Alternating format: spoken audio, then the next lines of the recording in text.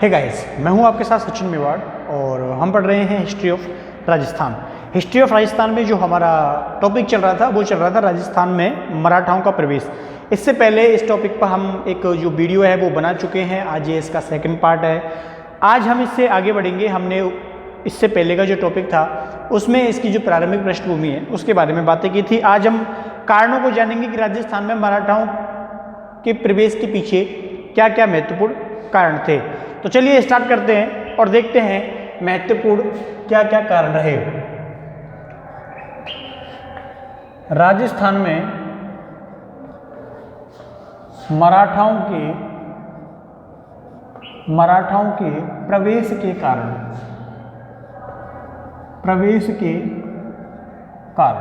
ठीक है। राजस्थान में मराठाओं के प्रवेश के कारण कि आखिर क्या क्या महत्वपूर्ण कारण रहे, किन वजहों से जो मराठे थे वो राजस्थान की ओर प्रवेश करने के लिए आते हैं, आतुर होते हैं। तो उन कारणों पर हम चर्चा करते हैं। सबसे पहला जो कारण माना जाता है वो माना जाता है विस्तारवाद नीति। कौन सी नीति? विस्तारवाद नीति। मराठा जो थे वो अपने साम्राज्य का विस्तार करना चाहते थे। उन्हें विस्तार करने के लिए अपनी सीमाओं को बढ़ाना जरूरी था। उन्होंने धीरे धीरे प्रयास किए। शुरू में शिवाजी के समय से अगर हम चर्चा करें तो शिवाजी के द्वारा भी अपने साम्राज्य विस्तार की पुरजोर कोशिशें की गई थी।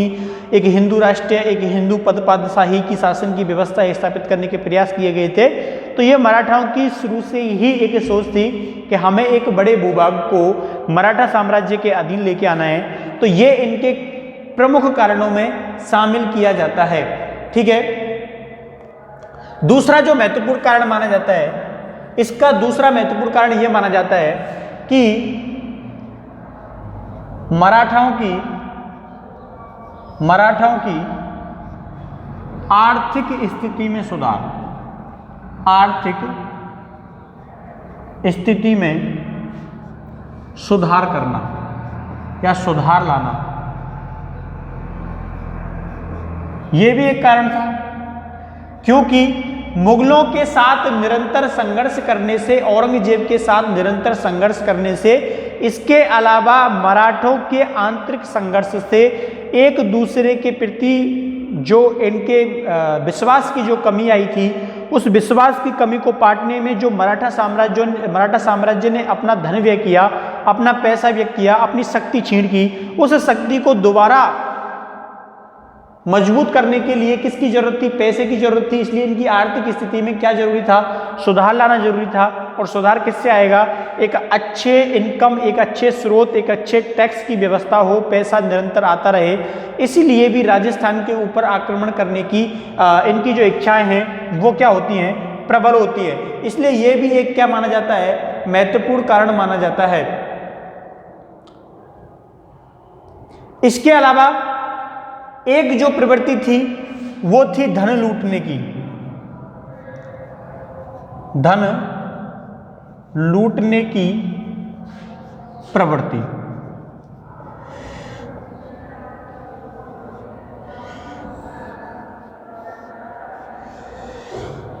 किसकी प्रवृत्ति? धन लूटने की प्रवृत्ति। धन लूटने से क्या है? क्या मतलब है धन लूटने से? आज से इसका मतलब यह है कि तत्कालीन लाभ प्राप्त करने के लिए ये लोग क्या करते थे? लूट खरोट करते थे। आसपास के राज्यों में अचानक धावे बोलते थे और वहां के सेठ साहूकारों को, उनके राजाओं को, वहां के शहरों को, वहां के लोगों को ये क्या करते थे? लूटते थे। तो लूट करना भी इनका एक उद्देश्य होता था कि किसी भी प्रकार से क्या की जाए? लूट की जाए। तो इसीलिए लूट ने भी इस आक्रमण को क्या दिया? बढ़ावा दिया। चौथा जो कारण माना जाता है वो माना जाता है हिंदू राष्ट्र की स्थापना। किसकी स्थापना? हिंदू राष्ट्र की स्थापना। किसकी स्थापना? हिंदू राष्ट्र की स्थापना। मराठे चाहते थे कि राजस्थान के जो ज्यादा राजा हैं वो राजा अधिकतर क्या हैं? हिंदू हैं। तो उनके सहयोग से एक हिंदू राष्ट्र की क्या की जा सकती है? स्थापना की जा सकती है। इसलिए उन्होंने प्रारंभ में क्या किया? उन्होंने प्रारंभ में यहाँ के राजाओं के साथ मैत्रीपूर्ण संबंध स्थापित किए, सवाई जयसिंह के साथ वार्तालाप किया। लेकिन जब उनको लगता है कि वार्तालाप के माध्यम से ये संभव नहीं है तो उन्होंने फिर क्या किया, उन्होंने युद्ध का माध्यम अपनाया। ठीक है, किसका माध्यम अपनाया? युद्ध का माध्यम अपनाया। तो ये भी क्या है, एक महत्वपूर्ण कारण है। अगला जो महत्वपूर्ण कारण है राजस्थान के ऊपर आक्रमण करने का, वो है दिल्ली में मुगल या मुगलों का पतन होना या मुगलों का पराभव होना। यानी कि एक प्रकार से मुगल शक्ति जो थी वो औरंगजेब की मृत्यु के बाद क्या हो जाती है, छीड़ हो जाती है। उसके उत्तराधिकारी जो है वो आपसी संघर्ष और गुटबंदी में फंस के रह जाते हैं और ना ही तो उनके पास पैसा होता है और ना ही उनके पास शक्ति होती है कि वो मराठाओं को चुनौती पेश कर सकें। मराठा मुगलों के आंतरिक मामलों में भी क्या करने लगे थे, हस्तक्षेप करने लगे थे। इस कारण उनको बल मिला राजस्थान के ऊपर आक्रमण करने का। मुगलों की शक्ति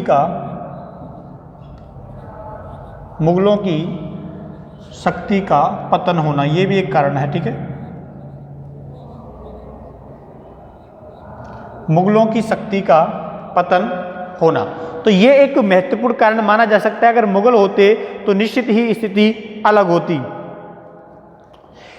एक कारण आप ये भी मान सकते हो कि राजस्थान में जब मुगलों की जो दिल्ली में पतन हो जाता है तो उसके बाद राजस्थान के उत्तराधिकार के जो युद्ध हैं वो तेज हो जाते हैं और इन उत्तराधिकार के युद्धों में मराठों को प्रवेश करने का मौका मिला, जिनमें कोटा, बूंदी, मारवाड़ और आमेर प्रमुख थे। राजस्थान के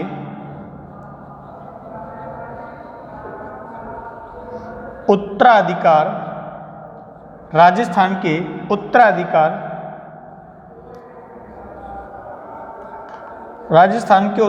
युद्धों में मराठों का हस्तक्षेप। ठीक है, किसका हस्तक्षेप? मराठों का हस्तक्षेप। तो ये बात भी आपको क्या रखनी है, ध्यान रखनी है। ठीक है, कि राजस्थान के जो आंतरिक मामले थे इन हस्तक्षेप में देखो, जैसे मैं आपको उदाहरण दूं, एक बूंदी, मारवाड़,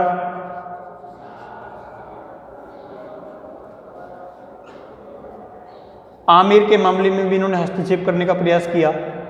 तो इस प्रकार कुछ राजस्थान के जो आंतरिक उत्तराधिकार के युद्ध थे, उन उत्तराधिकार के युद्धों में, दो भाइयों के युद्धों में, दो परिवारों के युद्धों में, दो वंशों के युद्ध में इन्होंने अपने हाथ आजमाए और इनको उसमें सफलता भी मिली। ठीक है, तो जल्दी से आप इसका स्क्रीनशॉट लेना चाहो तो ले सकते हो।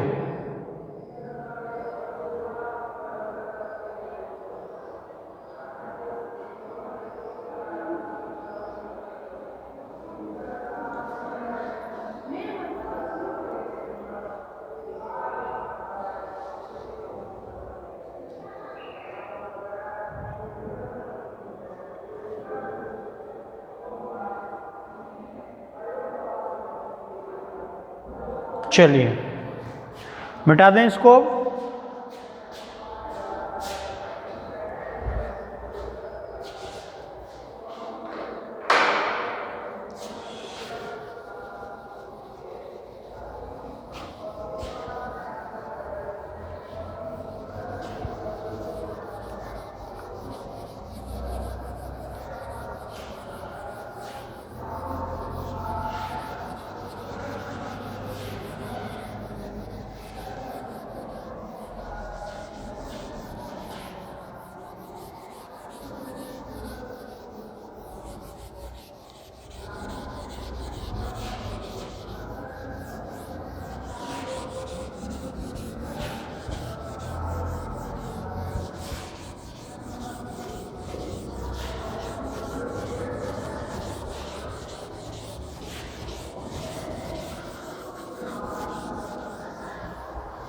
देखिए,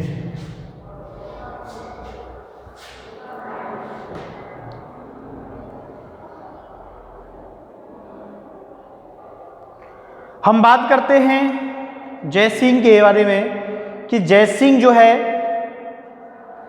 वो किस प्रकार से मराठों के साथ संघर्ष में उलझ जाता है, मराठों के साथ संघर्ष करता है, मालवा का सूबेदार बनता है। और हुर्डा सम्मेलन की मैंने आप लोगों को बात बताई थी। इस बात के पीछे क्या वजह थी, इनके संघर्ष के पीछे क्या वजह थी।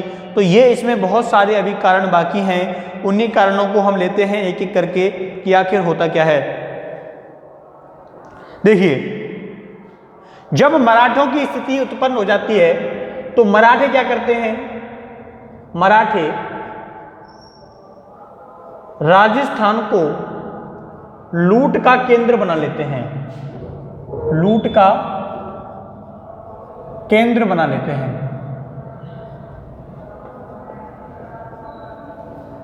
क्या बना लेते हैं, मराठे राजस्थान को लूट का केंद्र बना लेते हैं। अब देखिए,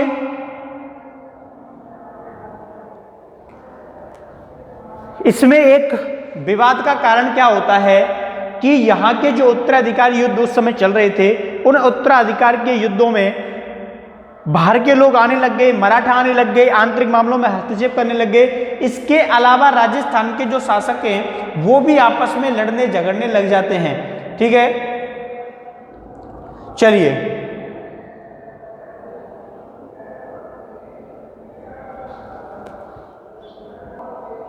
देखिए होता क्या है। जयसिंह,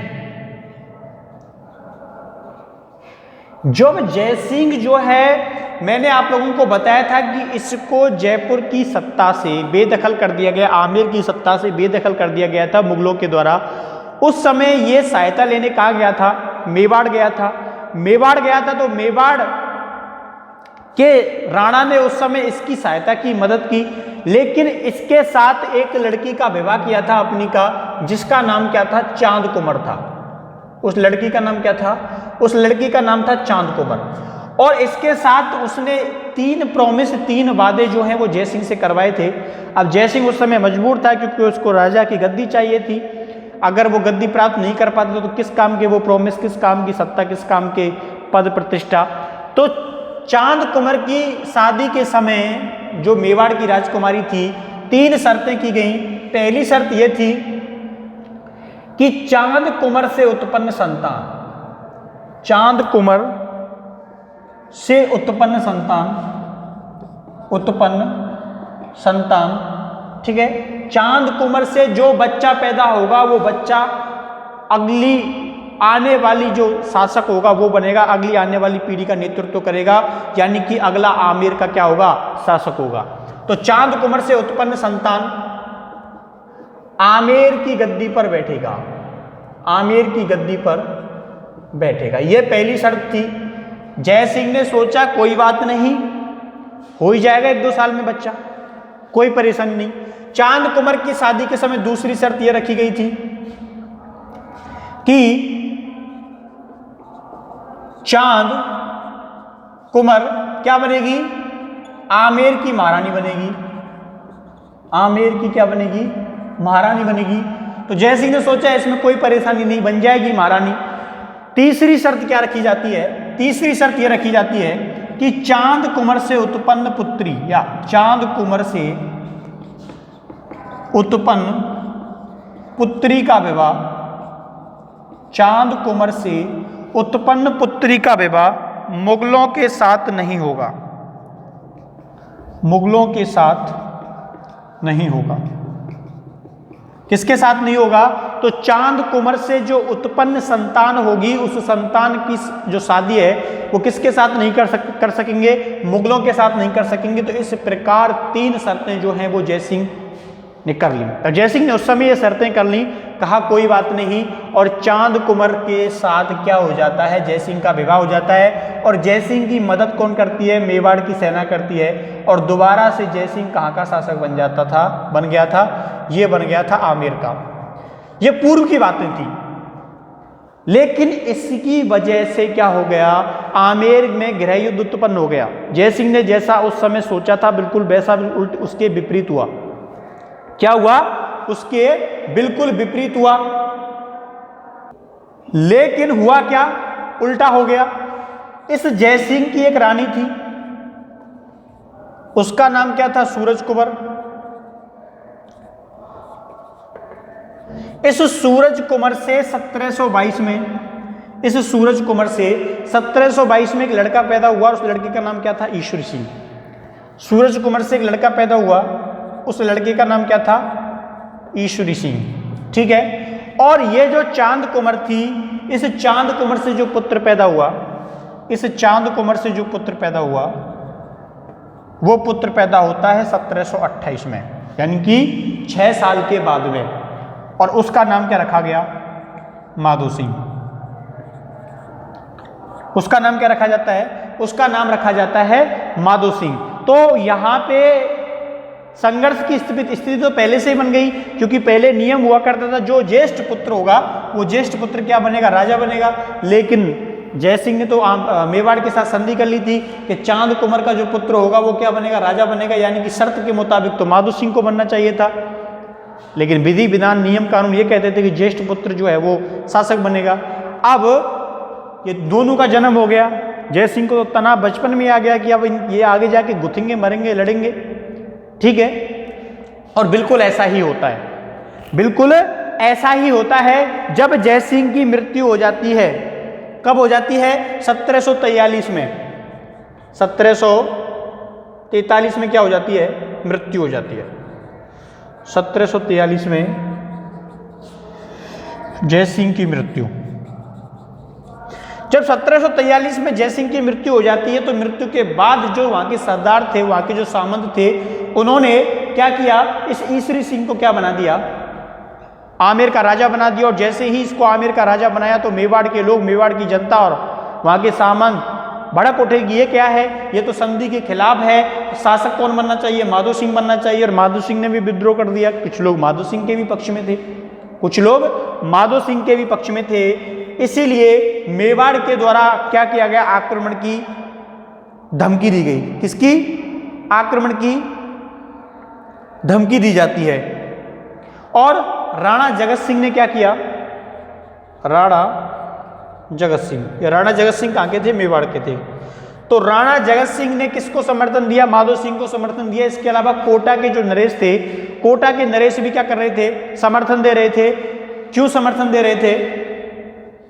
कोटा नरेश, क्योंकि इनके हित थे बूंदी की राजनीति में, बूंदी की पॉलिटिक्स में। चाहते थे कि हमें सपोर्ट करे, जगत सिंह सपोर्ट करे। अगर माधो सिंह जयपुर का शासक बन जाता है तो वो भी हमें बूंदी के मामलों में सपोर्ट करेगा।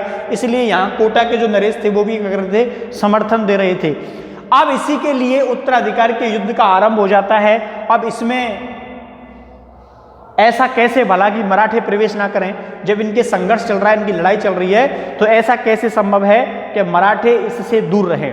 तो मराठे किस प्रकार इस युद्ध में प्रवेश करेंगे वो हम बात करेंगे कल, यानी कि नेक्स्ट वीडियो में। ठीक है, आगे बढ़ाएंगे इस स्टोरी को।